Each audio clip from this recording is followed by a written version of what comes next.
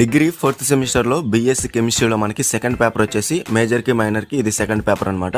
Paper name వచ్చేసి general and physical chemistry. ఇందులో మనకి ఎగ్జామ్ అనేది పాస్ అవ్వాలనుకుంటే యూనిట్ 1లో stereo chemistry of carbon compounds, ఇది యూనిట్ నేమ్ అనమాట. లాంగ్ ఆన్సర్ క్వశ్చన్స్లో గన్ షాట్ క్వశ్చన్స్ వచ్చేసి define enantiomers and diastereomers, write the difference between them. So confirm question అనమాట. దాని తర్వాత సెకండ్ క్వశ్చన్ కూడా మనకి definite question. So second question third question నుంచి ఒక క్వశ్చన్ అయితే కన్ఫర్మ్గా తెస్తారు. ఓకేనా?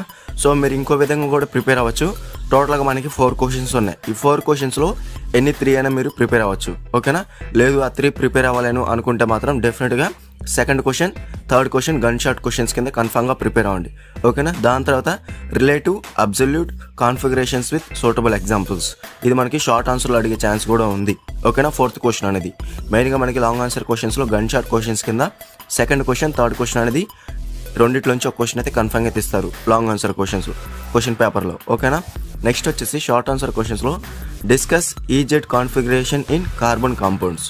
అలాగే మీకు టైం ఉంటే రిమైనింగ్ క్వశ్చన్స్ ఏవైతే ఎల్లో కలర్తో హైలైట్ చేసిన ఉన్నాయో మోస్ట్ ఇంపార్టెంట్ క్వశ్చన్స్ అనమాట, అవి కూడా ప్రిపేర్ అవ్వడానికి ట్రై చేయండి. మెయిన్గా మనకి గన్ షాట్ క్వశ్చన్స్ మాత్రం థర్డ్ క్వశ్చన్ షార్ట్ ఆన్సర్ క్వశ్చన్స్లో, అలాగే లాంగ్ ఆన్సర్ క్వశ్చన్స్లో సెకండ్ క్వశ్చన్ థర్డ్ క్వశ్చన్. అలాగే యూనిట్ 2 వచ్చేసి బయో ఇనార్గానిక్ కెమిస్ట్రీ. ఇందులో మనకి first question write the structure and functions of haemoglobin.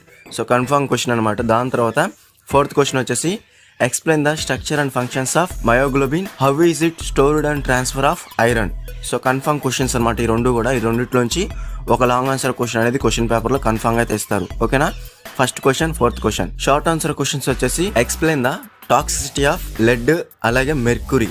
So కన్ఫర్మ్గా మీరు థర్డ్ క్వశ్చన్ కన్ఫర్మ్గా ప్రిపేర్ అవ్వాలి. దాని తర్వాత 7th question what are essentials and non essential elements, give an example.